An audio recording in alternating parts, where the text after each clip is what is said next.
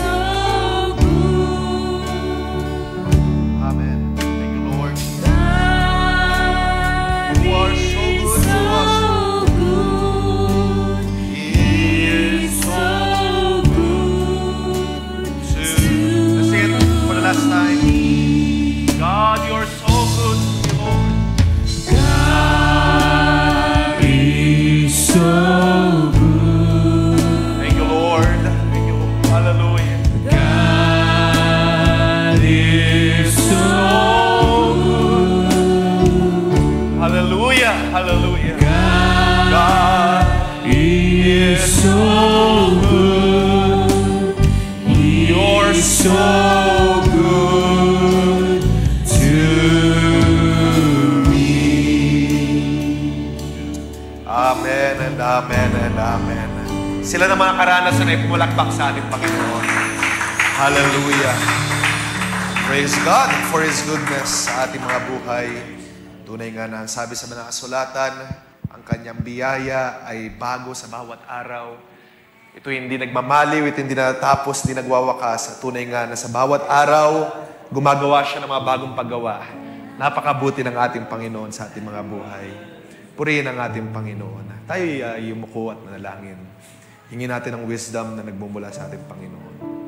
Kailan namin Diyos, sa gabing ito kami ay umaasa lamang sa iyo. Ikaw lamang siyang Diyos. Katulad namin inawit, Ikaw ang Diyos na mabuti. Ikaw ang Diyos na nag-iisang Diyos sa aming mga buhay.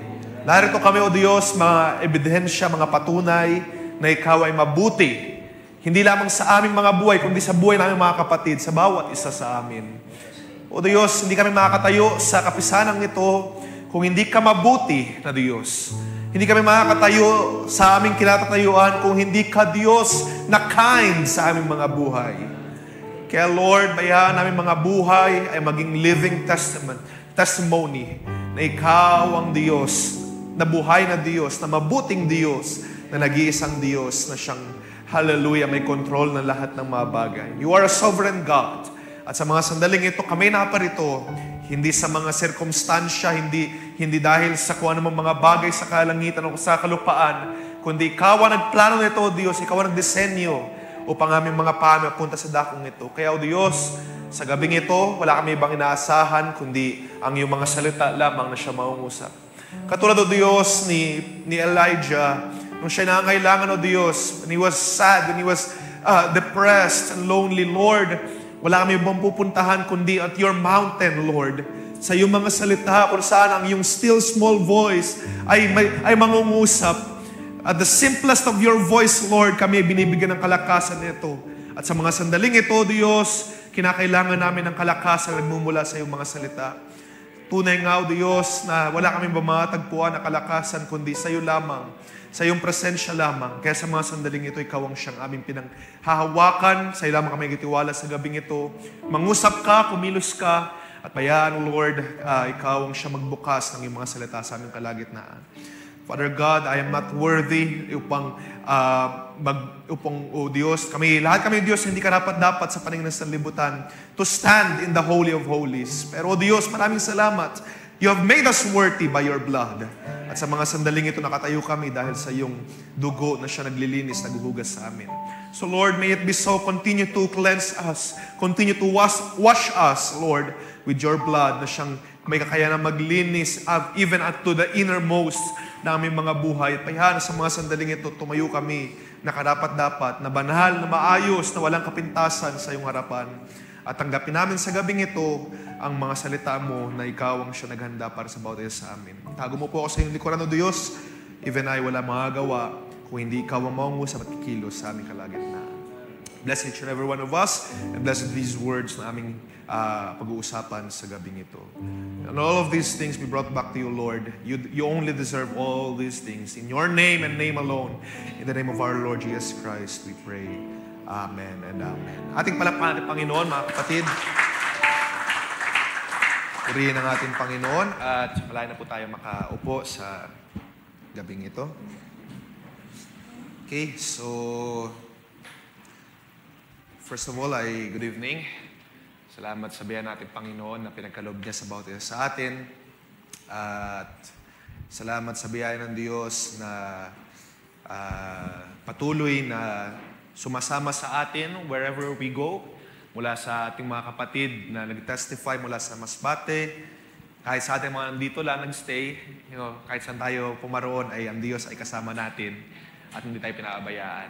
Kaya narito tayo ngayon upang magbigay ng pasasalamat sa ating Panginoon. Sino kasama ko na magbibigay pasasalamat sa ating Panginoon? Napakabuti ng ating Diyos, mga kapatid, at He truly deserves all the praises and honor and glory. But before tayo mag-proceed, I think binili na rin ng ating Pastor Jack na mabigyan ng announcement siguro yung ating nalalapit na joint fellowship.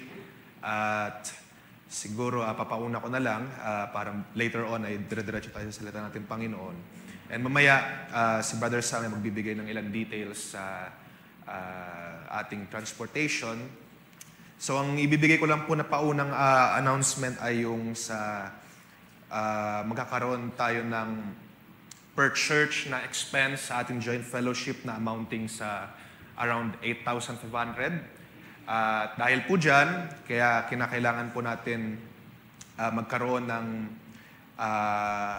entrance fee or katulad ng ating ginagawa before na ambagan. So on top nung ating 8,500 ay magkakaroon po tayo ng entrance fee ng 75 pesos per head para po sa ating joint fellowship. Huwag po natin kalimutan yan. So 75 pesos per head sa ating joint fellowship. Plus pa po ating paghahati-hatian na 8,500 na ambagan para po sa mga expenses naman dun sa like yung mga expenses ng Sunday school at sa iba pang mga bagay. So tayo na lang po mag-add niyan. So kung 75 per head plus kung 8,500 ay hatiin natin sa let's say 120 na tao or 100 na tao ay ito yung nasa around 85. So more or less 160, 170. So nasa ganyang amount. So we can contribute na lamang po ng at least 200 para i-round natin. So 200 per head para po sa ating joint fellowship. So yun po yung ating paghahandaan at siguro mabibigyan ng ilang details ng ating kapatid Brother Sam at perhaps kung madadagdagan natin malapas na mamaya ay bigyan natin ng pagkakataon. So yun lang po yung paunang announcement para sa ating joint fellowship dahil malapit na po ito, sa March to na. So pinapauna ko na pong i-announce sa inyo ang ating contribution. At also mamaya ay announce natin kapatid Brother Sam ang ilang mga arrangements sa mga sasakyan po natin. Okay? So, yun lang po at please take note na lang. Around 200 per head ang ating contribution or ang ating ambagan for joint fellowship para po makatulong sa mga expenses na gagamitin sa araw po na iyon. So let's pray for it. At kasama doon, pag-pray din natin ang ating mga kapatid na pupunta sa Cebu to be led by our pastor at Brother Cholo, ilang mga kapatid ay nandun na. So let's pray for them na ang Diyos ang siyang gumawa at patuloy na mangusap. Gamitin sila ng Panginoon upang maging sisidla na mga pag-apala sa mga lugar na kung saan daratnan ang salita ng ating Panginoon. At tayo ng mga nandito, may iwan, ay katulad nga rin ng sabi ko last time, hindi naman ibang Diyos ang ating pinaglilingkuran doon sa Masbate o sa Cebu, saan pa man. We serve the same God. He is an omnipresent God. Everywhere we go, He is God. Nag-iisa siyang Diyos. So karapat-dapat siyang paglingkuran with the same amount of strength, with the same amount of effort. Kung paano tayo pumaroon sa mga lugar na malalayo. It's same here. Paglingkuran natin siya ng buong kalakasan, ng buong kasiglahan. Paglingkuran natin siya ng ating buong buhay. Sabi sa mga kasulatan, love the Lord your God with all your heart, with all your soul, with all your might. Kaya sa mga sandaling ito, handa ba natin paglingkuran ng ating Panginoon, mga kapatid? It's as if nandun na rin tayo. Dahil tayo naglilingkod sa nag-iisang Diyos. And of course, we anticipate tayo ay nagagalak na makasama, maka-fellowship, yung mga kapatid natin na bihira natin makita, especially sa mga probinsya. At let's anticipate, let's pray to God na tayo rin naman ay one day, kalooban natin Panginoon makaparoon sa mga fellowship, especially sa mga malalayong lugar. So let's pray for it. At yung ating Kabadbaran Fellowship ay coming soon na rin. So, yung mga preparations, mga paghahanda, and perhaps ikaw ay may desire pa lang, pero wala pa yung resources. Ngayon, subukin mo ang ating Panginoon. Let's try God na sabi niya, siya ang Jehovah Jireh, siya ang provider ng iyong mga pangailangan. At kung sabi sa mga sulatan, kung tayo ay kakatok, at tayo hihiling ng ayon sa kanyang kalooban, tayo ay pagbubuksan ng ating Panginoon. So, subukin natin yan sa gabing ito. Huwag tayong mawalan agad ng pag-asa kung medyo limited sa work or limited sa resources. Panghawakan natin ang pananampalataya na pinagkaloob sa atin ng ating Panginoon. At tayo ay magtiwala na we will be there sa fellowship. At who knows, di ba? Kung tayo ay kalooban ng ating Panginoon ng resources, ng blessing, ay baka buong church tayo wala dito. At nandun tayo lahat sa Kabadbaran. So let's pray for it. At ang Diyos ang siyang patuloy na magkaloob ng kagalakan, ng desire na makaparoon sa mga gawain. Okay? So, for now, ay i-prepare lang natin yung ating sarili din sa nalalapit na joint fellowship sa Bulacan, Emmaus Bible Camp, this coming March 2. Okay, so sa gabing ito ay ayokong mangusap ng mahaba dahil actually ang na-prepare ko lang, it's more of a parang kumbaga sa pagbabasa, parang footnote or ilang dagdag lang na, or ilang mga bagay na gusto ko idagdag lang sa mga napag-usapan natin couple of Wednesdays ago. Dinala ko ng Diyos sa ilang mga inspiration na perhaps may dagdag na mapag-usapan natin sa gabing ito. Gusto kong buksan natin ang Genesis chapter 50. 50. Genesis chapter 50. At chapter 50, buksan natin sa verse 15 to 21. Dito natin kukunin yung pinaka-idea ng ating pag-uusapan sa gabi ito. Basahin ko po sa NRSV. Sundan niyo po sa versions na meron tayo. Sabi doon, realizing that their father was dead, Joseph's brothers said, "What if Joseph still bears a grudge against us and pays us back in full for all the wrong that we did to him?" And so they approached Joseph, saying, "Your father gave this instruction before he died. Say to Joseph, I beg you, forgive the crime of your brothers and the wrong they did in harming you. And now, therefore, please forgive the crime of the servants of the God of your father." And Joseph wept when they spoke to him. Then his brothers also wept, fell down before him, and said, "We are here as your slaves." But Joseph said to them, "Do not be afraid. Am I in the place of God? Even though you intended to do harm to me, God intended it for good, in order to preserve a numerous people, as He is doing today." So have no fear. I myself will provide for you and your little ones. And in this way, he reassured them, speaking kindly to them. Can we say amen to the words of God, mga kapatid? Amen. This is the word of God na naniniwala akong Diyos magapala sa gabing ito. Okay, so pag-usapan natin ang binasa natin dito sa Genesis. Very familiar na tayo sa storya ni Joseph at kung paano ang kanyang buhay ay maraming mga, kumbaga sa termino parang plot twist. Siya ay, sabi natin, na paboritong anak ni Jacob. At siya ay, nalaman natin, binenta siya sa mga Egyptians ng kanyang mga kapatid. Pinagplanuhan siya na, yung unang plano nga niya, di ba? Patayin siya. Pero instead ay siya ay binenta dun, as a slave. And then, bumuo yung mga kapatid niya ng isang storya na siya ay patay na. At syempre, nadurog yung puso ni kanilang tatay, ni si Israel, si Jacob. At alam natin na nangyari, siya ay naging alipin. Umayos ang kanyang buhay dahil siya ay naging tapat na alipin. Nag-increase ang kanyang position.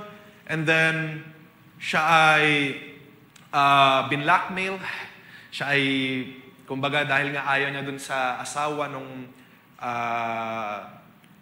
ni Potiphar, if I'm not mistaken, siya ay binlackmail. Siya ay, tawag dito, siya ay finrame up na ganito ang ginawa, nakulong. At dahil sa kulungan, nag-interpret ng dream, at nakalaya yung isa, pero nakalimutan naman siya for a span of many years. At dumating yung panahon, naalala siya for, I think, 3 years ang lumipas after nung nakalaya yung wine server, tama ba yung wine, yung nagsasalok ng wine ng nakalaya. So, nung naalala siya, nung nag-interpret siya ng dream, nakalaya, and then he was given a position doon sa kingdom doon sa Egypt. At sa madaling salita, dahil meron na siyang position, yung kanyang bayan, yung bayang Israel, darating na sa panahon ng crisis, sa panahon ng famine, at sa madaling salita, siya ay ginamit ng Diyos para dalhin ang bayang Israel papunta doon sa lupain ng Egypt. At, di ba, napakaraming mga, kumbaga, sa pelikula, parang mga plot twist. Napakaraming mga twists and turns ng kanyang buhay. Minsan tataas, minsan mataganda ang kanyang kalagayan, and then, after ilang mga taon lang, babalik ulit sa baba. Babalik ulit sa lowest of lows. At tataas na naman ulit, and then babalik ulit sa baba. Pero unto the end ng kanyang buhay, bago matapos ang kanyang buhay, nakita niya na ito'y kalooban ng Diyos para sa kanya. Sinabi niya dito sa ating binasa, sa chapter 50, verse 20, na even though, basahin ko sa isang version, Genesis 50, verse 20. Sabi doon, as for you, kinakausap niya ang kanyang mga kapatid, you meant evil against me, but God meant it for good. Pwede natin tignan ang buhay ni Joseph ay nangyari, pwede natin sabihin na nangyari yung mga ups and downs na kanyang buhay dahil sa unang ginawa ng kanyang mga kapatid. No? Yun yung doon nagsimula eh. Kung hindi siya binenta doon sa Egypt, edi sana sabi natin maayos yung buhay niya, lalaki siya kasama ng mga kapatid, siguro mas galit yung mga kapatid sa kanya lalo. Pero sa madaling salita, pwede natin tignan na hindi mangyayari yung mga ups and downs ng buhay ni Joseph, especially mga downs sa buhay niya, pwede natin tignan na hindi mangyayari yun kung hindi dahil sa kanyang mga kapatid. Pwede natin sabihin na ganun. And yet, sa kabila man ng mga pangyayaring iyon sa nakalipas, wala siyang ibang sinabi kundi, you meant evil against me, but God meant it. Intended it for good. Gusto kong pag-usapan natin yan sa gabing ito. No? God meant it for good. Dahil, very interesting makita yung perspective dito ni Joseph. Ano? Imagine niyo kung tayo lalagay sa shoes ni Joseph, sa kanyang buhay, yung trauma na dulot ng pagkakalulo ng kanyang mga kapatid. Basically, para siyang, siya yung maayos naman ang kanyang buhay, at paborito nga siya ng kanyang tatay, and yet, finrame up siya na sa madaling salita, inaakala ng tatay niya na patay na siya. At siya na wala namang ginagawang mali. Ilang mga scholar nag-argue, sabi nila, mali siguro yung ginawa ni Joseph na pagsabi niya ng dream. Pero as I read the Word of God, bata naman yun eh. Nag-normal lang yung sabi ng mga panaginip. Hindi naman yun sa pagmamayabang o sa pagmamalaki. At as a matter of fact, di ba, sabi nga ni Jacob sa kanya, bagaman kahit si Jacob mismo ay nag-express ng pagka-shock. Ano sa tingin mo? Luluhod kami sa iyo. Pero sabi doon, tinago lang ni Jacob, tinanim niya sa kanyang puso. Hindi naman yun galit na galit talaga, no? Pero ang kanyang mga kapatid, nabuo yung galit, yung inggit. At sa madaling salita, finrame up siya, pinagmukha siyang patay na doon sa kanyang family. Imagine ninyo mga kapatid, yung mismo ninyong flesh and blood, ibebenta ka as a slave. Ibebenta ka, kapag ka, parang sa panahon natin ngayon, ikaw na may kapatid, kahit na, di ba, uso yung parang, medyo galit sa kapatid, di ba? May mga paborito kang kapatid, minsan may kaaway kang kapatid. And yet, I would say, never in a million years na paplanuhin mo na yung kapatid na yun, bagaman kahit galit na galit ka, ay ibebenta mo. Ibebenta mo pa kapalit ng pera na salapi. Di ba? At ito frame up niyo yung tatay niyo na, patay na yung kapatid natin. Imagine yung cruelty. Gamitin natin yung word na cruelty. Yung trauma na dinulot kay Joseph. At si Joseph, bagaman hindi dinescribe in deep detail kung anong nararamdaman ni Joseph throughout this time, parang nakikita lang natin si Joseph nakatingin lang sa langit. Di ba? Parang ganun lang siya i-describe. Pero I would say, habang binabasa ko ang story ni Joseph, katakot-takot na emotions siguro ang nararamdaman nito. Dahil wala ka namang ginagawang mali. Pero ikaw ay nandun sa balon at ready ka ng ibenta. Hindi mo alam, actually, nung sa panahon ni Joseph, hindi niya alam kung anong kanyang kahihinatnan. At nung binangon siya, inalis siya doon ng mga kapatid niya, kala niya, safe na, kasi prank lang. Kala niya, prank lang, no? Oh, Joseph, tapos na, akit ka na dito. Yung pala, binenta na siya. Nandun na yung mga Egyptians na bibili sa kanya. Imagine that. Imagine ninyo kung gaano ka-traumatizing ang ginawa ng kanyang mga kapatid. At dumating sa panahon, nag-serve siya sa nalipin. And yet, bagaman na nasa deep emotion siya, sabihin natin deep afflictions, katulad na pinag-uusapan ng last time, he did well, pinaglingkuran niya kung kaninong amo siya mapunta. As a matter of fact, na-promote nga siya. Pero dahil nga sa pag-frame up din ng asawa ng kanyang amo, nakulong siya. Hindi man natin siya narinig, hindi man natin nabasa dito kung anong mga sentiments niya. Siguro nag-iisip siya, unfair, bakit ganon? Wala namang ginagawang mali. And yet, hindi natin nabasa sa Bible na nagreklamo siya sa Diyos, or hindi natin nabasa ang significant na account na meron siyang ginawang rebellious against God. He remained faithful, sa madaling salita. We could assume, we could say, he remained faithful. And yet, nakikita natin, or kung titingnan natin bilang tao, dahil hindi naman sila mga superhuman, katulad ng statement ni James, di ba? Si Elijah, at sino pa mga propeta sa lumang tipan, they are the same people as we are. Sila kung ano nararamdaman nila, kung ano nararamdaman natin, nararamdaman din nila. So I could imagine Joseph, sa kanyang kalagayan, probably he's very distressed, he's very exhausted, at sobra-sobrang emotion sa kanyang tinadanas. Hindi man siya dinedescribe in detail sa Bible, pero binabasa ko pa lang, grabe yung traumatizing ang nangyari sa kanyang buhay. And yet, meron siyang statement na binitawan dito sa chapter 15 natin binasa. Throughout all of those years na nangyari sa kanya, ang kanyang masabi lang na, even though you intended to harm me, even though you thought of harm, even though you thought of evil against me, God meant it for good.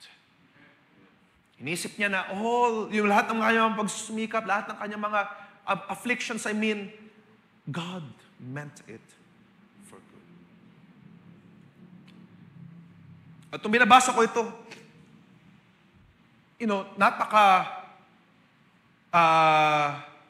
hirap tanggapin at the moment. Mahirap tanggapin at the moment mahirap tanggapin na God meant it for good kapag nasa panahon ka ng mga mabibigat na mga trials. Parang ang hirap isipin, parang mahirap, kumbaga sa termino, mahirap hanapin yung good thing sa panahon na ikaw ay nasa valleys.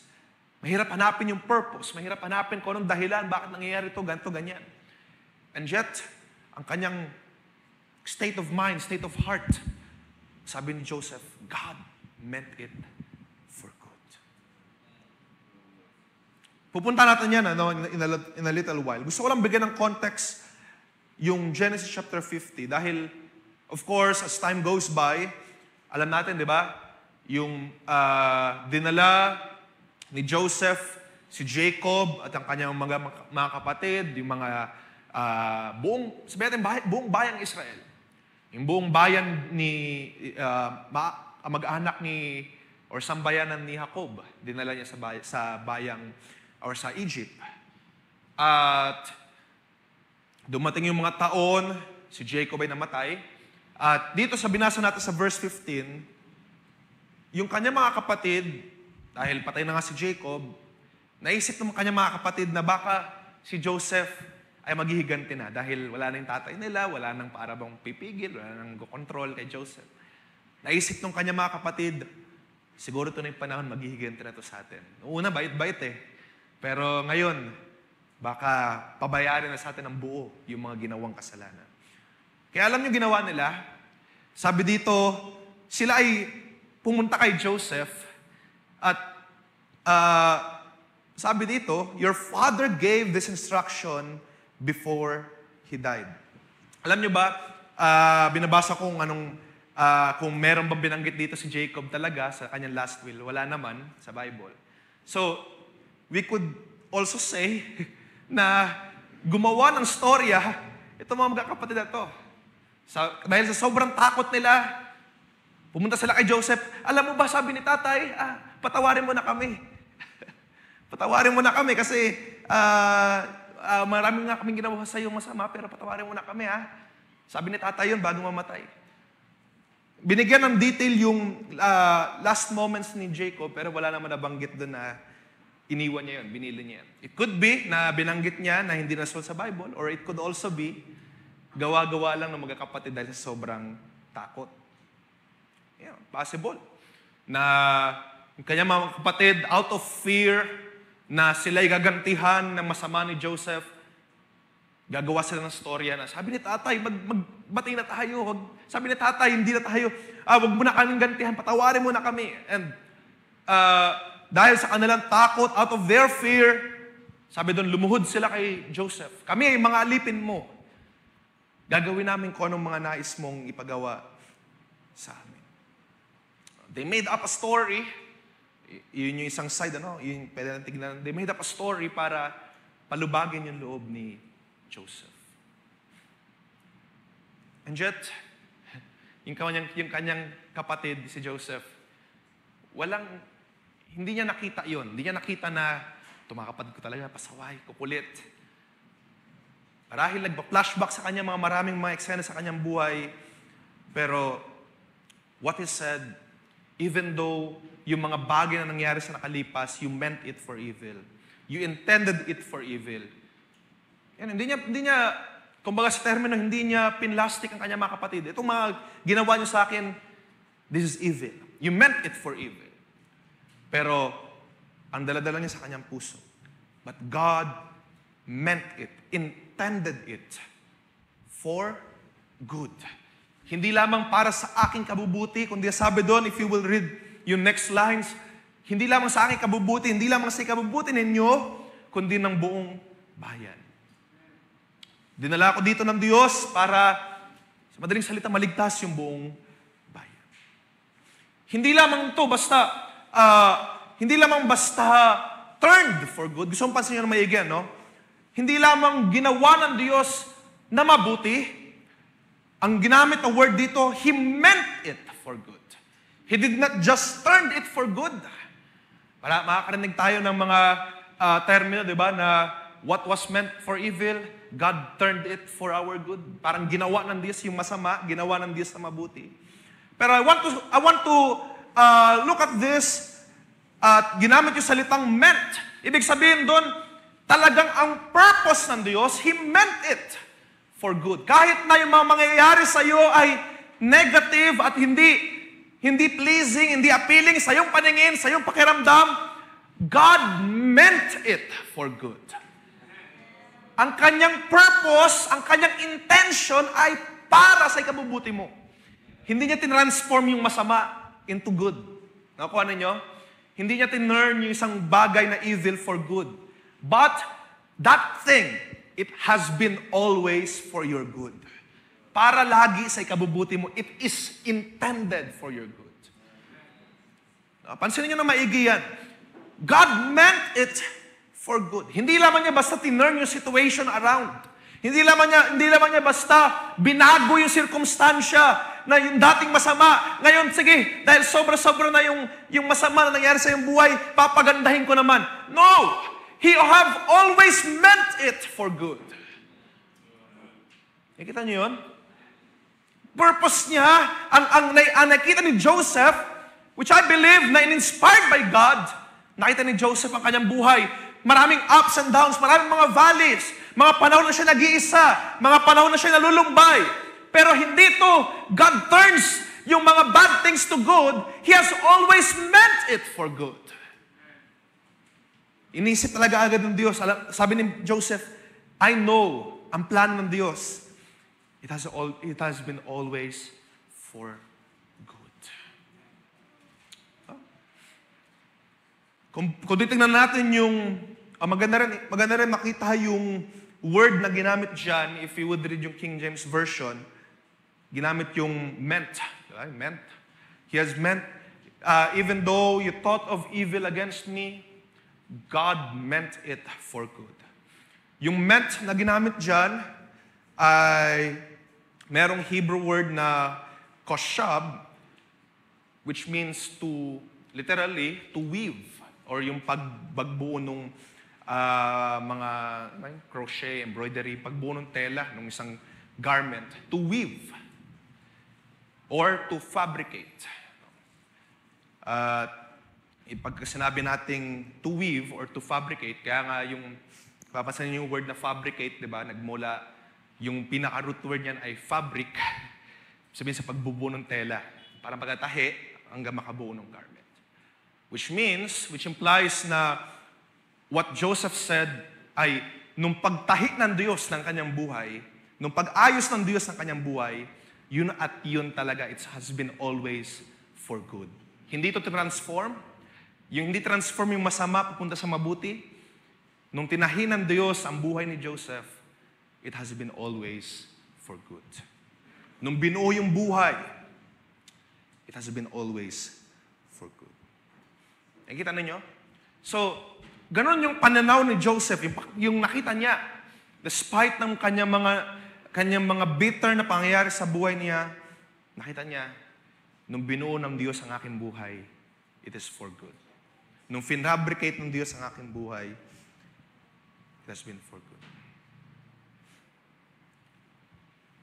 Bagaman at the current circumstance, na kung pupunta tayo sa isang circumstansya or kung imagine natin ang kalagayan ni Joseph nung sa panahon siya ng great betrayal ng kanyang mga kapatid or nung sa panahon siya ng sakulungan or sa panahon na kinalimutan siya. Kung titignan natin, anong mabuti dito? Anong maganda dito sa kanyang kalagayan na kinalimutan? Ano mabuti dito sa kanyang kalagayan na binetray ng kanyang mga sariling laman at dugo? Ano maganda dito na finrame up siya, na wala siyang ginawang mali, and yet siya ay naparusahan? What good is in those things? At mahirap sabihin, as a human being, mahirap sabihin na this is for my good dahil parang ikaw yung naagrabyado. Pero hindi ganun ang pananaw ni Joseph. Nakita niya that as the Lord designs his life, it's always for good. At gusto kong makita din natin yung pananaw ni Joseph at i-apply natin sa buhay natin. Dahil yun naman talagang reality ng buhay natin. It has been always for your good. Nung sinabi ng ating kapatid na si Pablo, which I believe inspired by God sa Romans 8:28. Alam natin yan, di ba? Basahin nga natin para mas manamnam natin yung mensahe. Romans chapter 8 verse 28. Ang sabi doon, and we know. Ano yung alam natin? We know that those who love God, all things work together for good. For those who are called according to His purpose. We know. Alam niyo na ba yan, mga kapatid? Alam niyo ba na all things work together for good? Sila na mga umiibig sa Diyos. Alam niyo ba yan? Na all things work together for our good. He is confident. Nung sinabi doon ni Pablo, sa kanyang sulat, alam naman natin yan. Alam naman natin, parang ganun yung kanyang tone. We know that all things work together for our good. Paano niyo nalaman? Or paano siya nakasure? Paano kayo nakatiyak na lahat ng bagay na nangyayari sa inyong buhay ay sa inyong ikabubuti? Paano niyo natiyak na God has meant it for good? Kung minsan kasi ang ilan sa mga nag-question ng faith ay pinupunteriya, tinatarget itong suffering. Dahil dito yung madalas, or most of the, mga naririnig ko ng mga preachers, most of it talagang inaamin nila. We could not explain yung suffering. And even tayo, hindi natin may explain ang buong suffering. And actually, sa banal na kasulatan, hindi rin sa panahon ni Job at ng kanyang suffering, hindi nag-provide ang Diyos ng explanation. Pinakita lang niya na siya ay sovereign na Diyos. Akong bahala. I have got it all in control. No? Hindi siya nag-provide ng explanation kay Job. Kasi ang dinedemand ni Job, mamaya mapuntahan natin, dinedemand ni Job, ang kasagutan, why? Ano nangyayari sa akin? Mabait naman ako. At gusto ko magtanong sa'yo, mag-inquire sa'yo, ano nangyayari sa akin? Pero dumating ang Diyos, He did not explain it. Pinakita niya, where were you, Job? Nung nalikha ko ang langit. Where were you, Job? Nung nilikha ko itong ganyan. At marami pa mga bagay. He did not explain it. At sa ating panahon ngayon, marami mga nag-try din, pero madalas punteriyahin ng mga, especially mga nagde-debate, nanonood ako ng mga nakalipas, mga nagde-debate, pinupunteriyahan nila itong suffering. Bakit daw yung mga baby ay may cancer? Diba? Sometimes, it's hard to answer. Bakit ang mga bata na wala namang ginawang mali, may mga ganitong karamdaman, so on and so forth. At pinapanood ko yung paraan nila ng pag-explain or pag-argue dahil I found it interesting kung paano nila sinasagot ito sa salita ng Diyos. At nakikita ko lang yung storya ni Job. Hindi natin kinakailangan malaman lahat. Ang importante ay magtiwala tayo sa ating Diyos na nakakaalam ng lahat ng bagay. Hindi natin kinakailangan explain lahat sa atin. Bilang tao kasi naghahanap tayo ng explanation sa lahat ng bagay. Pero kaya nga maganda yung awit na nagsasabing, we will understand it better by and by. Sometimes, sabi doon sa awit, sometimes natin maunawaan right now. Pero by and by, lalo na pagdating sa langit, we will understand it better. So, Going back, sabi ko nga, yung mga taong ito ay ina-argue nila, bakit ganon? Bakit may suffering sa mundo ito? At while preparing din sa last Wednesday's na sermon, yun yung pinaka-train of thought na binibigyan ng Diyos. Bakit nga ba may suffering? Mahirap explain yun sa pangangaral. Pero binabasa ko lang na I found it interesting bakit kinakailangan ng suffering at kinakailangan dumating ito sa tao. At merong isang tanong doon na nagsabi, paano mo nalalaman na lahat ng bagay ay mangyayari sa iyo sa ikabubuti?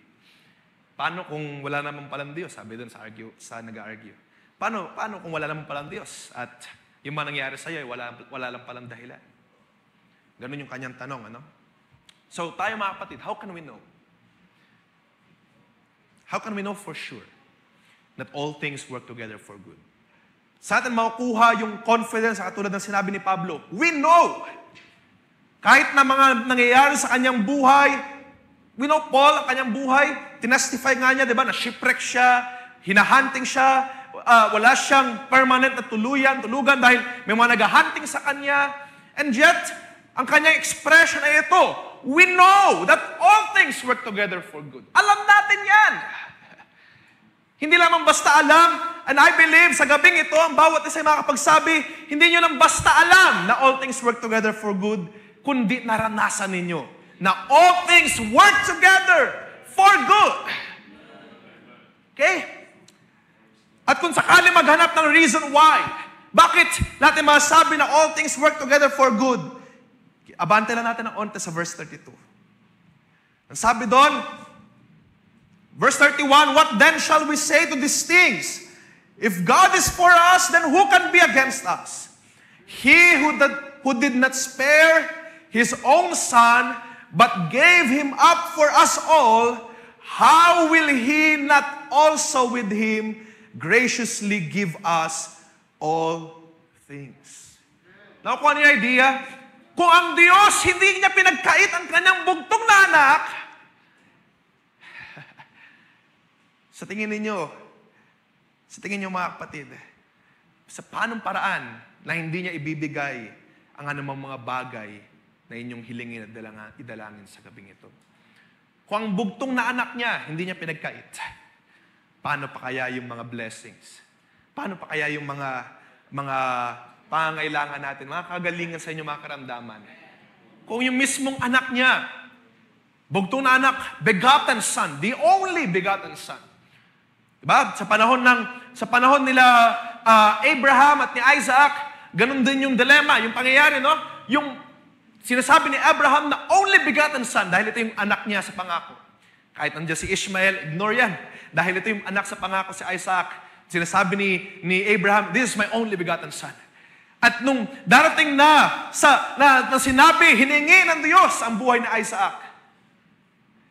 At kung ma-imagine ninyo yung pain, yung kabigatan nun, na naiaalay niya si Isaac para sa Diyos. And yet, siya ay nanatili na sumunod sa Diyos with his faith. At ito mga kapatid, pinapakita nito yung shadow of the things to come. That our God and His only begotten Son, Jesus Christ, ibinigay niya for all. Sabi doon, para sa remission of our sins, para tayo ay maligtas, para tayo ay matubos. May balik sa Ama. Diba? Sabi doon, ma-reconcile back to God. Now, kung yung anak niya hindi niya pinagkait, paano pa yung mga pangangailangan ninyo? Mga pangangailangan, yung mga karamdaman ba? Ipagkakait ba ng Diyos dahil mahirap? I don't think so. So the main proof na masabi natin na we know that all things work together for good dahil nandyan ang ating Panginoong Kristo Jesus. Dahil yung bugtong na anak niya na binigay, para inilagay sa krus ng Kalbaryo, naghirap, nagdusa para tayo ay maligtas. At may pabalik sa Kanya. Paano pa kaya yung mga afflictions natin na napaka, in a grand scheme of things, napakagaan, napakaliliit. Mukhang imposible, mukhang mahirap sa ating mga pananaw na bilang tao. Pero sa paningin ng Diyos, maliliit lang yan ang mga bagay. Maliliit lang yan ang mga problema. Yan pa ba'y pagkakait ng Diyos? binigay na niya. Binigay na niya ang kanyang only begotten Son. So that's the proof that we need. Paano natin maitiyak na all things work together for good? Na pagdating sa dulo, hindi tayo ipapahiya ng Diyos? Paano natin maitiyak? Dahil una pa lang, bago pa man tayo lalangin sa sanlibutan ito, God sent His Son. Pinadala na ng Diyos ang kanyang anak. At wala nang mas higit pa na pangangailangan more than Jesus Christ sa ating buhay. Kung mangailangan tayo ngayon ng mga bagay sa lupang ito, it's not greater than Jesus Christ. So, anything na ating makailangan sa gabing ito, we know that He can provide. We know that He can give it. We know that He is capable. To Him who is able to do exceedingly abundantly, to Him we believe sa gabing ito. Na siyang may kayang gawin ang lahat ng bagay. That's the proof that we need. Yun yung pruweba nating masabi ngayon. Salamat, Lord, na binigay si Jesus Christ for the remission of our sins. At dahil doon, we can now testify, all things work together for good. Dahil sa ginawang sacrifice ng ating Panginoong Kristo Jesus, dahil sa ginawang sakripisyo ng kanyang buhay, siya ay kinarunahan ng tinik, pinarusahan, in replace ng natin, di ba? Supposed to be tayo dapat na magdudusa, tayo dapat na mag-suffer sa kasalanan. And yet, there is Jesus Christ na walang kasalanan, siya ang nagbayad ng ating mga pagkakautang. At dahil binayaran niya ang ating mga pagkakautang, nabalik tayo sa Ama, na-reconcile tayo ngayon may pag-asa. Kung ang kanyang bugtong na anak ay hindi niya pinagkait, paano pa kaya ang ating mga pangailangan sa gabing ito? Gusto kong makita niyo yan na pruweba, patunay, ebidensya, that with God, all things work together for good. It will all work out in the end. Kung tulad din sa panahon ni Jesus Christ, di ba? Nung siya ay namatay, I believe, maraming mga depictions na pinapakita, di ba?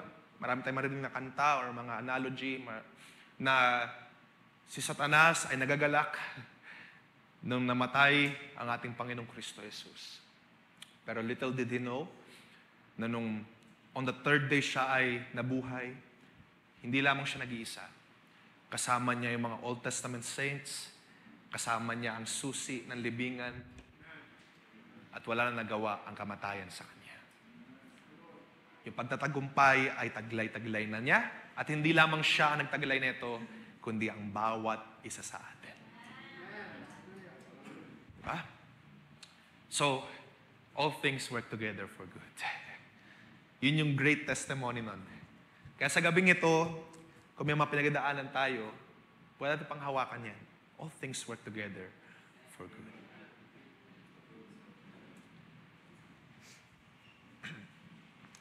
Because sa lahat ng bagay na ginagawa ng Diyos sa atin, and if you believe right now na ikaw ay anak ng Diyos, God has always meant it for your good.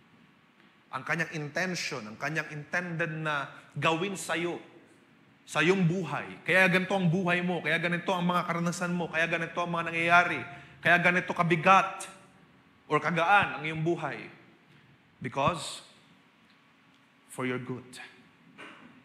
At katulad na sabi ko kanina, mahirap yan sabihin kapag dumadanas ka currently sa circumstansyang yan.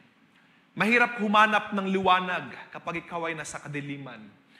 Kapag ikay balot na balot ng mga thoughts, ng mga anxieties, ng mga worries, kapag nandiyan yung pader ng problema, mahirap sabihin na God is meant it for good dahil masakit mahirap eh. At katulad ni Job, marahil maghahanap tayo ng reason, why Lord, why, anong nangyari? Bakit ganito, bakit ganyan? Pero sa gabing ito, as a reminder, kung ano man ang ating pinagdaanan sa gabing ito, just be reminded, God has meant it for your good. Hindi lamang siya basta gumagawa or hindi lamang siya gumagawa ng mabuti sa'yo as an opportunity dahil siguro sobrang dami ng masama nangyari sa iyong buhay. Kuminsan kasi ang mga tao, ganun inisip nila sa Diyos. Para bang, sorry sa termino, no? Or excuse sa termino, para bang gambling. Na kapag ka, di ba sa mga gambling, yung mga especially kung ilan sa inyo ay nakaranas na ito, pero ako na-observe ko lang, hindi pa ako nag-gambling, okay. Di ba yung mga nagsa-slot machine, naghuhulog sila ng pera, na sila ay, di ba, natalo, at sabihin natin, sa 6 nila hulog, or sabihin natin, 10 beses sila naghulog ng pera, natalo sila sa slot machine. At iniisip nila, na yung pang-11, sure na mananalo ako kasi 10 beses na akong talo eh.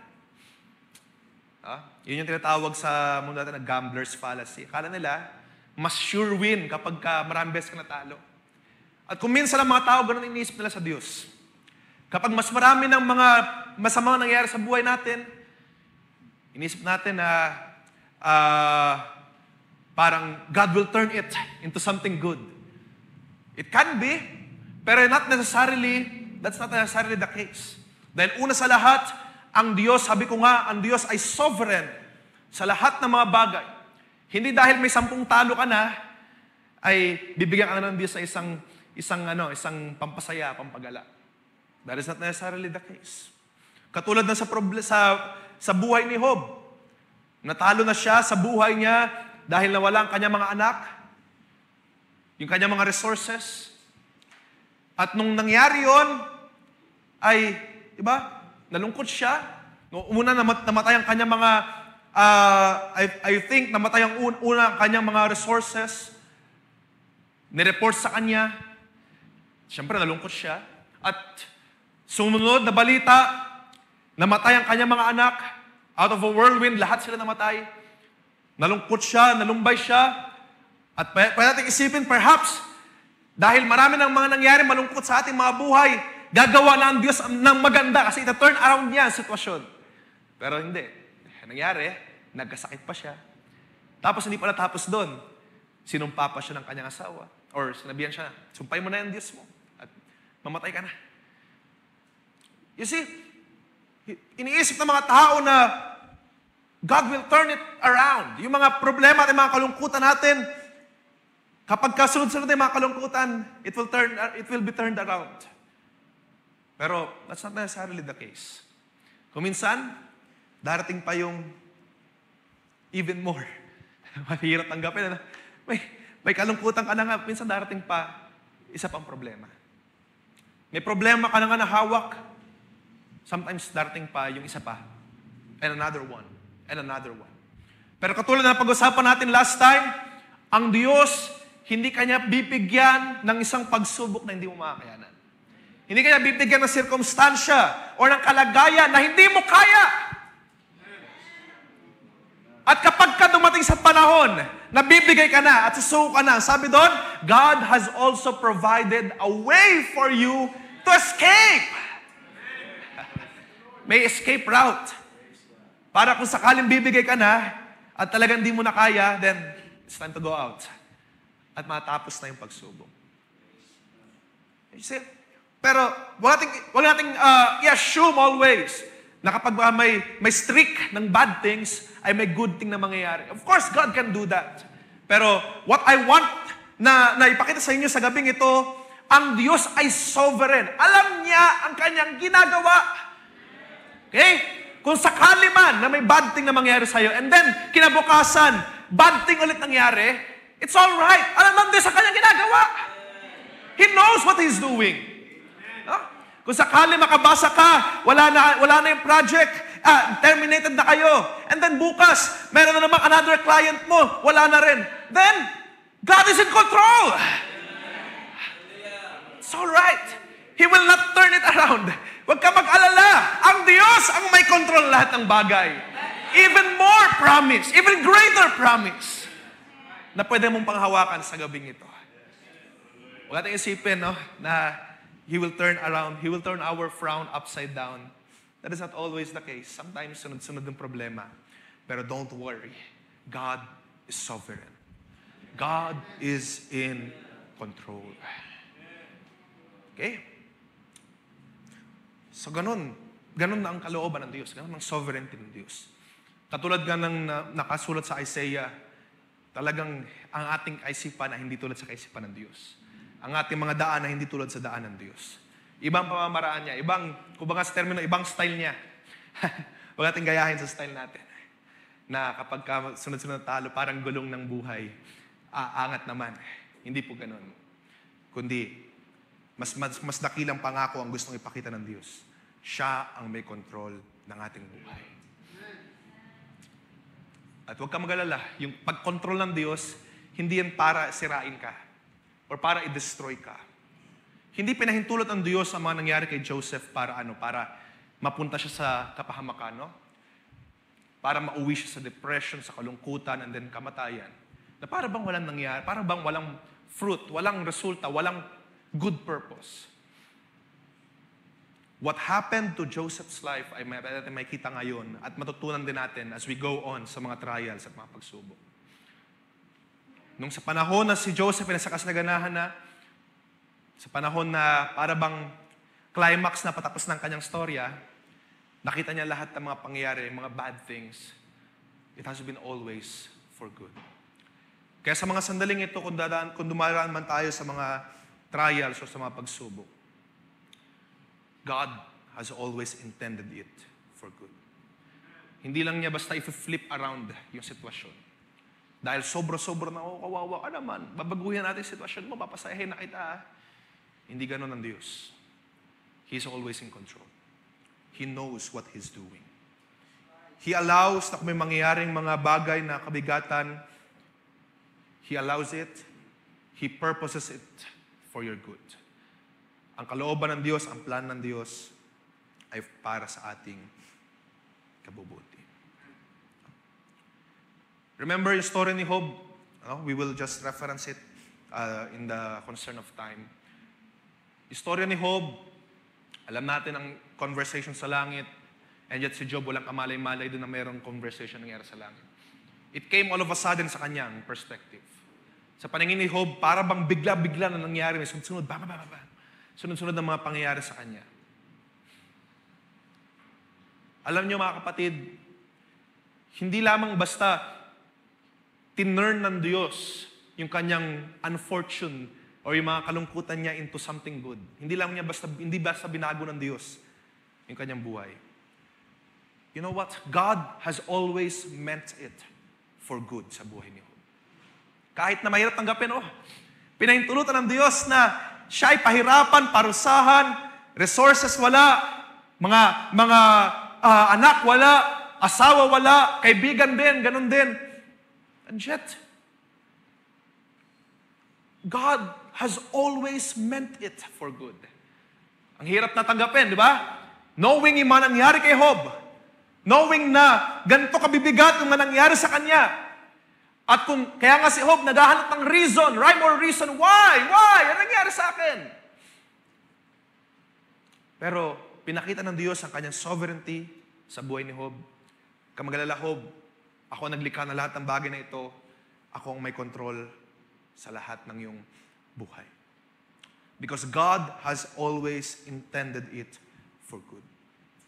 Dumating yung mga pagsubok, dumating yung mga trials, as heavy as they came.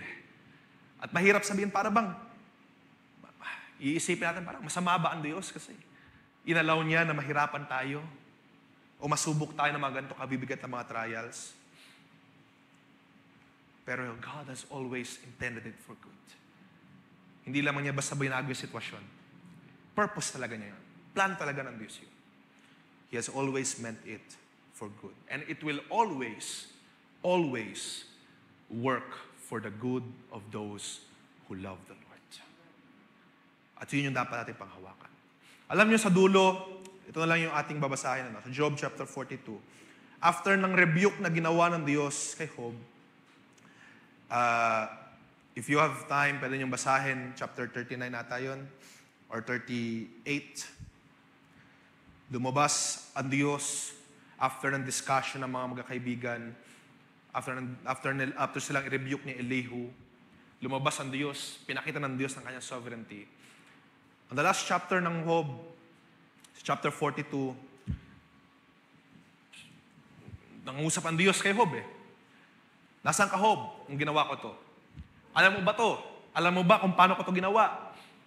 Pinakita ng Diyos na siya ay, yung kanyang mga plano, ang kanyang pamamaraan ay hindi katulad sa pamamaraan ni Job. Kaya sabi ni Job sa chapter 42 ay ito. Then Job answered the Lord, verse 1, and said, I know that you can do all things, and that no purpose of yours can be thwarted. Ibig sabihin nun, anumang purpose mo, hindi ito mababago. It cannot be changed. Kung idadagdag natin ang sinabi ng Diyos sa panahon nila Jeremiah, dahil yung mga tao din ay nagkakaroon ng unrest sa mga naka-exile sa Babylon. Di ba?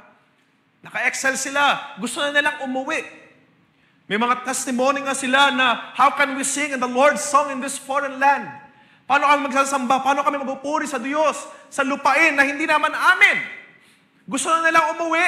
May dumating na false prophet. Papauwi na raw sila after ilang buwan lang. And yet, false pala. Pinarusahan ng Diyos. At sumulat si Jeremiah doon sa mga exile sa Babylon. Ang sabi doon, ano sabi doon? Ang aking mga iniisip toward sa inyo ay thoughts of peace and not of evil. Ang aking purpose, ang aking plano sa inyo ay hindi para sa ikasasama. Kaya sabi doon ng Diyos sa pamamagitan ng Jeremiah, ilang years pa kayo dyan, magstay pa kayo dyan ilang years. Mabuhay lang kayo dyan, act as normal. Pero huwag kayong mag-alala. Ang aking mga pag-iisip towards sa inyo ay hindi sa inyong ikapapahamak, but thoughts of peace.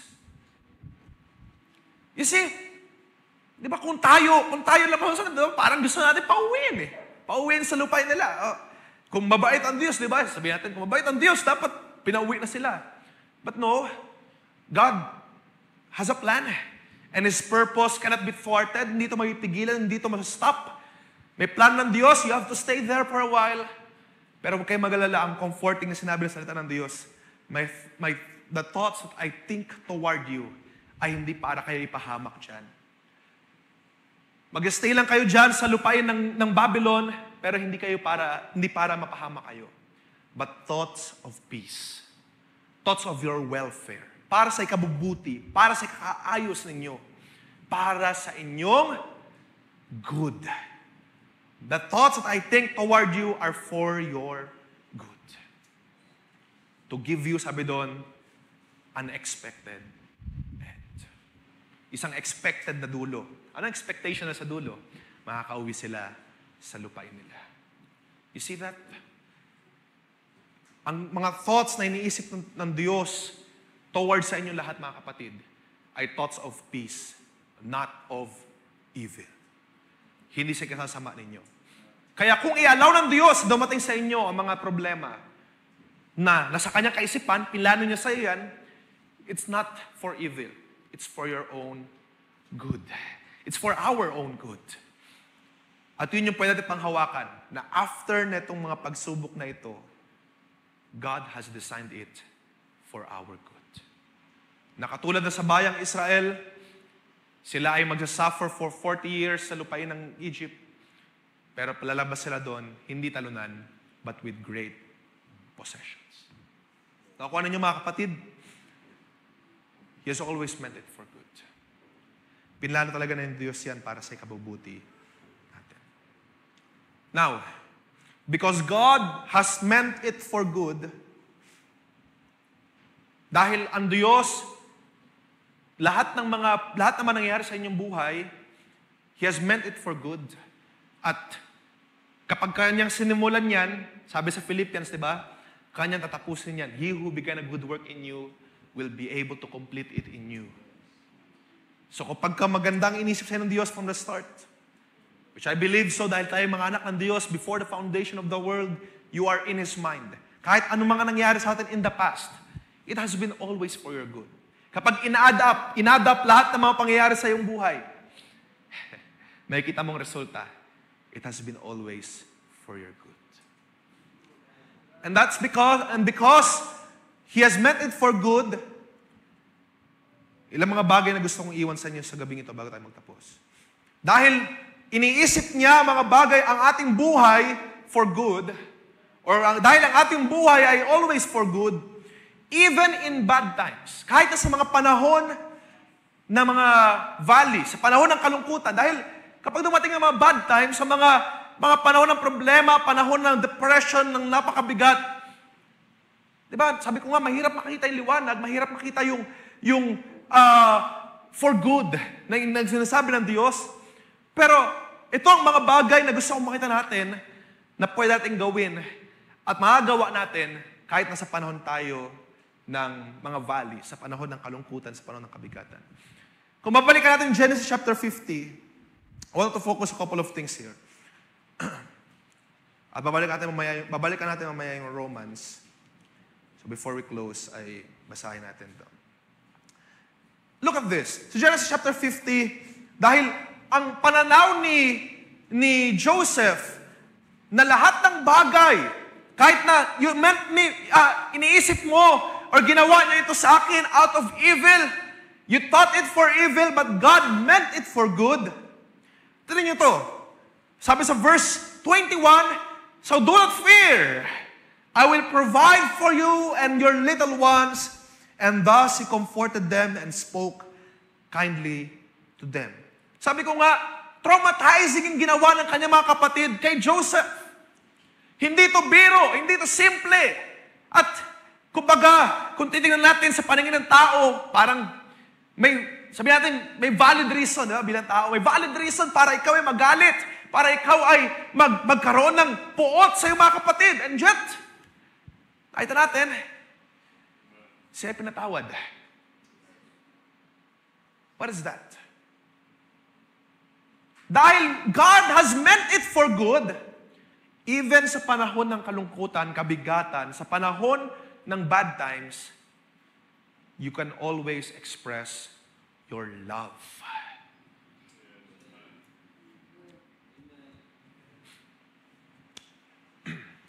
Mahirap mag-express ng pag-ibig. Especially, sabi nga sa banal na kasulatan, diba? Love your enemies. Treat your enemies nicely, kindly. Mahirap mag-express niyan. Imagine niyo yung ginawa ng mga kapatid niya kay Joseph. At sabi ko natin, bilang tao, diba?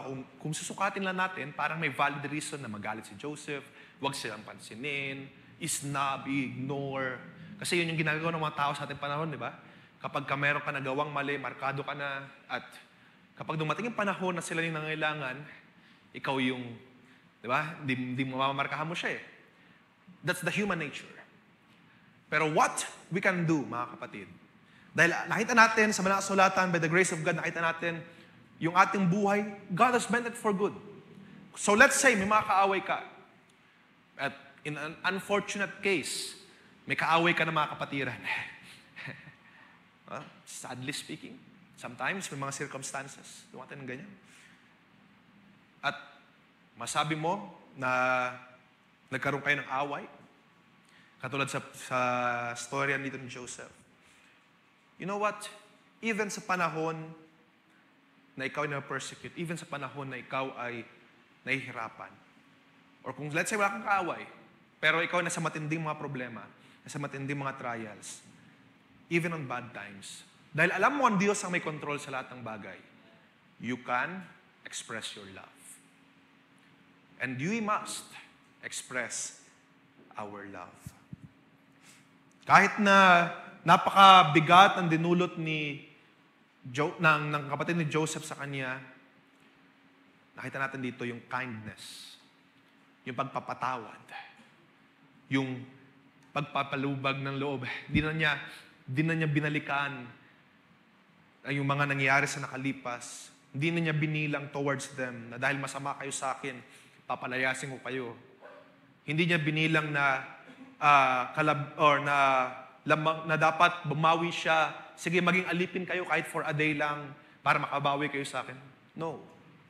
In-express niya ang kanyang pag-ibig. Okay, mag-alala, sabi pa nga niya sa verse 21. Yung mga anak ninyo, aalagaan natin yan at hindi ko kayo pabayaan dito sa lupain. Dahil alam mo na ang Diyos ang sovereign sa lahat ng bagay. Kung let's say may kaaway ka. Dahil alam mo ang Diyos ang may sovereign, even kung dumating ka sa point ng kalungkutan o kalumbayan, dahil sa mga away or sa mga gulo, or kung tila ba may mga nakakalamang sa'yo sa labas, or may mga nakakalamang sa atin, when your enemy has an upper hand, you can always show your love. Dahil alam mo, ang Diyos ang may control sa bawat circumstansya na meron ka. You can always express you love your enemy. Hindi lang as a joke. Kasi kung minsan yung love your enemy, parang tinatrato natin na joke ng Diyos. Hindi yun joke. Totoo yun. Hindi yun rhetoric. Hindi yun kakatawa lang na expression ng Diyos. That's a reality that we must do, mga kapatid. Pero isa yun sa mga binitawan ng Diyos na easier said than done, di ba? To love your enemies. Pero, we can do that by thinking na ang Diyos ang may control sa lahat ng sirkumstansya. Perhaps nagkaroon ng mga disagreement, nag-away, but dahil alam mo ang Diyos ang may control sa sirkumstansya, hindi ka magalit sa tao, hindi ka magalit sa Diyos, hindi ka magalit sa tao. You can always express, you love your brother, you love your enemy, you love your sister, you love your neighbor. You can always be kind. You can always express yung pag-unawa. Kahit ikaw na sa matinding kalungkutan, kaya mong umunawa. Kaya mong mangunawa. You can always be kind. Dahil alam mo na ang Diyos ang may control sa mga sirkumstansya mo at sa sirkumstansya ng bawat isa. Wala nakakalagpas sa paningin ng Diyos. Kung sakali may nakalamang sa inyo, halimbawa sa daan, ito yung uso kasi ako driver din ako. Halimbawa sa daan, sabihin natin may nakalamang sa inyo. Merong sumingit sa inyo na hindi maganda. Then, bago tayo magsalita or bago tayo mag-express ng mga pangit, foul words sa ating mga bibig, isipin natin, God is in control. Buhay ka pa rin naman. You're safe and sound. Diba? Iningatan ka ng Diyos. God is in control. At wala makakalagpas sa paningin ng Diyos. Kung kinakailangan gantihan ng Diyos, gagawin niya yun. Pero wag mo naman i-wish. No? Wag mo idalangin, Lord, sana kidlatan mo tong taong ito. Masakay kasi Lord, itong sumingit sa akin na motor, kidlatan mo nga ito, Lord, mamaya. Hindi ganon. But we can express our love and care. We can always be kind. Always be kind. Dahil alam mo ang Diyos ang may control. Sabi sa Romans chapter 12, no? I will read a couple of verses na lang. Sabi sa Romans chapter 12, verse 16, no? Even in the valleys, we can express our love. Kahit na sa panahon na mga malulungkot, malulumbay, at kahit na nakita mo ang buhay mo ay very down, express your love. Because that's who we are.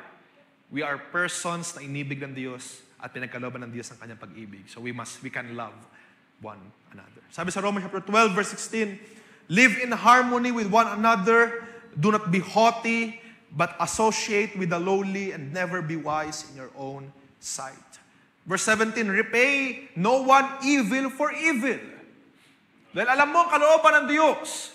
Ito ang kalooban ng Diyos na nangyari sa buhay natin.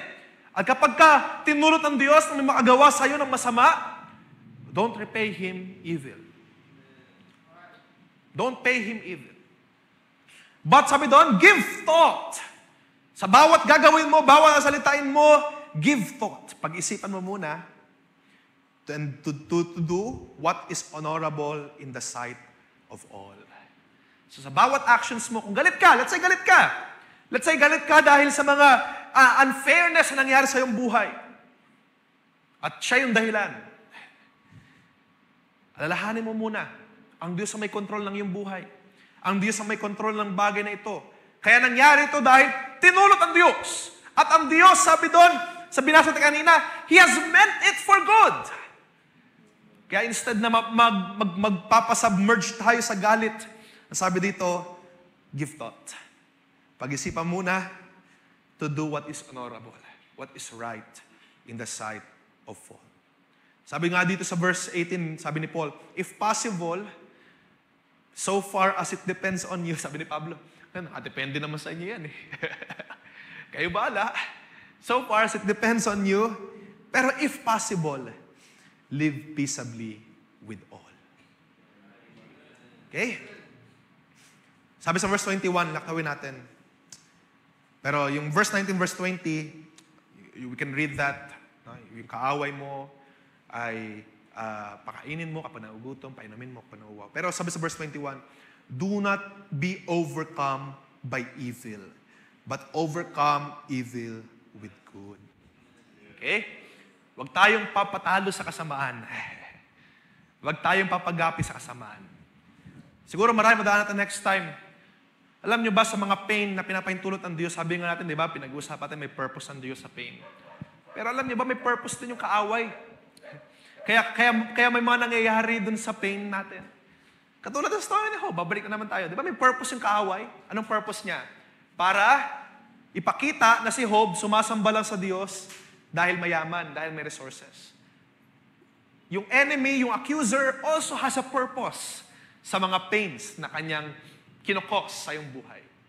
Pero God, His purpose, ay sabi dun sa ating binasa, cannot be thwarted. Hindi ito mapipigilan. Kahit na may purpose yung kaaway na sirain ka, what the enemy meant for evil, ang purpose ng Diyos, it will remain standing.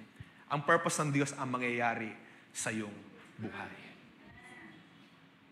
Okay? So do not be overcome by evil, at sa pamamagitan ng paggawa ng mabuti ay talunin natin ang mga kasamaan.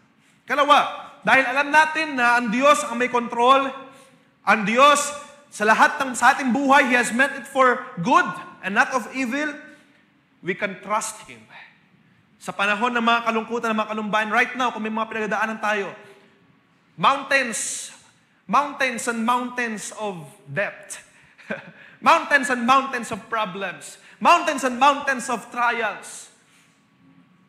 Dahil alam mo, ang Diyos ang may control, matututo ka ngayon. At ikaw ngayon ay lalapit sa Diyos, matututo kang magtiwala sa Kanya. Dahil alam mo, ang Diyos ang may control, at sabi nga sa binasa natin kanina, di ba? Or ating ni-reference, hindi siya magpahintulot ng pagsubok na hindi mo kaya. So, katulad ng sa panahon ni Haring David, he encouraged himself. Kaya ko to by the grace of God. Sa tulong at biyaya ng Diyos, I can do this. Pero hindi natin kaya on our own self. Kailangan natin ng kalakasan na nagmumula sa Diyos. Ba? You can trust God na He is in control. Na hindi kanya papabayaan. Hindi kanya iiwan. Hindi kanya hayaan sa ere. He is in control. At kasama mo siya sa anumang mga problema, mga trials na iyong kaharapin sa mundong ito. Ba? You can trust Him. Babalik na naman tayo, reference natin yung panahon ni Abraham at ni Isaac, di ba? Very noticeable doon yung statement na binigay ni Abraham sa kanyang anak na si Isaac. Nung sinabi ni Isaac, nasaan yung handog? Nandito na yung mga panggatong, nandito na lahat-lahat, pero yung handog wala pa. Sabi ni Abraham kay Isaac, God will provide Himself a sacrifice. Ba? Kahit nasa isip ni Abraham, yung anak niya ihahandog, pero meron siyang pananampalataya. God will provide. Hindi ikaw, Isaac. I know God will provide Himself. That is faith. That is trust na God has meant it for good. Hindi para sa kasamaan. At yung mga bagay na nangyayari sa atin ngayon, sabi sa Romans chapter 8, verse 18, it is not worthy to be compared. They are not worth comparing sa mga nag-aantay sa atin sa dulo. Yung for good, yung good na yan, na binabanggit sa Romans 8:28, it's not worthy to be compared. Sa mga bagay na dinadaan natin ngayon, they are not worth comparing. Dahil napakadakila, nag-aantay. Nag-aantay ahead for you. Yung plan ng Diyos for you, it's greater than your testing, than your trials, than your problems. What God has planned for you, it's greater than those things. It's not worth comparing. Pangatlo, in the times of valleys, in the times of troubles and trials, kahit na sa panahon ka ng kabigatan, kahit na sa panahon na maraming mga problema nangyayari sa iyong buhay, you can always rejoice. You can always be glad. Sabi sa 1 Thessalonians, di ba? I think chapter 5, rejoice evermore. At kumbaga, maraming beses na pinapangaral sa atin tayo magalak. Kahit sa mga problema, magalak tayo. Pero hindi yun yung galak na robotic. No? Na kahit may problema, smile pa rin. Peke na yung smile. Or pilit na yung smile. It's not that. Actually, it's more of, isa pang quote doon sa 2 Corinthians, chapter 6, verse 10. Ang sabi doon ni Paul, siya is sorrowful.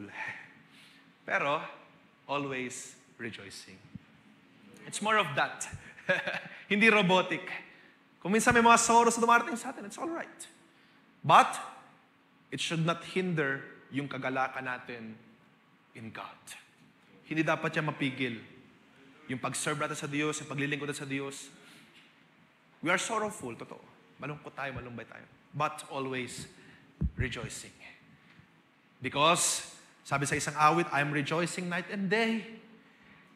For the light of God in all my life I see. Kahit na sa mga panahon ng kalungkutang kalumbayan, nakikita mo, ito yung liwanag ng Diyos na nag-guide sa'yo. Nag-lead sa iyong paa. At kung tutuloy niyo pa yung awit doon, sabi doon, and the reason of my bliss. Yes, the secret of all of this, the Comforter abides in me. Yun yung sekreto niya. Kaya siya masaya. You can be happy. You can be sorrowful. Wala na yung project. You can be sad. Hindi naman tayo pinagabawa lang maging malungkot. Pero yung rejoicing, we can be always rejoicing kahit na sa panahon ng kalungkutan. Because the Comforter abides in you. Kahit sa panahon ng kalumbayan, we can always rejoice. Because, alam natin, katulad ng ating pinag-uusapan sa gabing ito, He has always meant it for good. We can rejoice, we can have peace, we can trust Him na itong mga nangyayari sa akin, kung dumating man mga pagsubok na sunod-sunod sa ating buhay, whatever happens, it has been always for good. Yun yung gusto kong iwan sa inyo sa gabing ito as we close. It has been always for our good. Huwag natin kalimutan. Sabi nga ni Pablo, we know that all things work together for the good of those who love the Lord. So you should know as well, mga kapatid.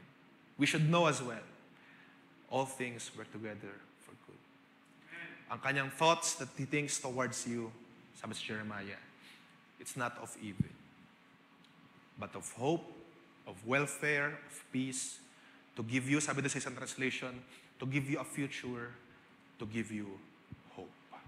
Kaya sa gabing ito, ano man ang ating kalagayan, whether tayo man ay nasa mga mountains ng problema, or mountains ng mga pagsubok, at nahihirapan tayo, nabibigatan tayo. And sometimes, dumarating tayo sa panahon na we question God, why? Bakit nangyayari sa akin to? Mabait naman ako, nag-serve naman ako, musician naman ako, deacon naman ako, pastor naman ako, elder naman ako. Why? Instead of finding yung mga answers na makakasatisfy sa'yo, why not hanapin mo ang satisfaction ng Diyos sa iyong buhay? Why not look for God's purpose, God's intention? Nang sabi sa mga kasulatan, ang kanyang intention for you is good. Minsan minsan di masagot. Why? May mga mahal sa buhay tayo na aalis at very early age. Mga bata na nagkakasakit. It's not answerable. Sabi nga nung isang narinig ko na nagde-debate. Hindi niya rin masagot. Hindi niya rin sabi niya doon, pagdating ko sa langit, yun yung una ko tatanong, Lord, bakit may mga ganon? May mga cancer yung bata. May mga nagkakasakit na mamatay na bata, wala mang kasalanan. Yun din yung gusto niyang unang itanong. Pero sabi niya, I have hope, I have trust, na whatever happens to me and to my brothers and sisters, it is always for good. Just like Joseph, just like the prophets of old, just like Elijah, just like Paul, wala sila ibang pag-asa, kundi whatever happens in my way, God's thoughts is always for good. Kaya sa gabing ito, yun yung gusto kong iwan sa bawat isa sa atin. Kung may problema man tayo, may mga trials, may this be a comforting word. God has meant it for good. At meron siyang gustong gawin sa iyo na something good, something great, something big. Nang sabi doon, it's not worth comparing sa mga trials na dinadanas natin sa gabing ito. Purihin ang Diyos sa kanyang mga salita at bayaan na mawi sa Diyos ang papuri, pagdakila at pasalamat. Tayo muko at manalangin. Pasalamat tayo sa ating Panginoon. Dakila at mahabagi namin Diyos. Sa gabing ito, nagpapasalamat kami sa iyong mga salita na ikaw ang naghayag, O Diyos, sa aming kalagitnaan. It's not of our own doing. Ikaw ang Diyos na siya nagpapakita sa amin ng mga bagay na ito. And you are sovereign God who is in control over everything. Kontrolado mo lahat ng bagay, kontrolado mo lahat ng mga pangyayari sa mga buhay. Kontrolado mo ito, Diyos. Kaya sa mga sandaling ito, wala kami ibang gagawin kundi pasalamatan ka, papurihan ka, luwalhatiin ka. Kaya Diyos, sa gabing ito, ang mga salitang aming nabasa, napakinggan, ay magsilbing inspiration, kagalakan, magsilbi, O Diyos, na aming daladala, baon, kaya nasa panahon na, kapag sa panahon na kami ay darating sa mga mabibigat at pagsubok, sa panahon na darating kami sa mabibigat na mga trials, mga problema, Lord, may mapapanghawakan kaming salita na what the enemy meant for evil, you have always meant it for good. Plano mo talaga na sa ikabubuti namin. Hindi mo lang basta tineturn ang aming mga tides. Hindi mo lang basta tineturn ang circumstances. Plano mo talaga from the start ang para sa aming kabubuti. Kaya sa mga sandaling ito, we put our trust in you, we put our faith in you, at sa mga salitang ito na aming binasa sa gabing ito. Pagpalay mong bawat isa, palakas mong bawat isa. Kaya ang Lord, sa gabing ito ay ikaw lamang siyang sa ulian ng papuri, pagdakila, pasalamat. Sa iyo lamang ito, O Diyos, may sauli lahat ng bagay na ito sa tangit na pangalan ng Panginoong Kristo Jesus. Amen.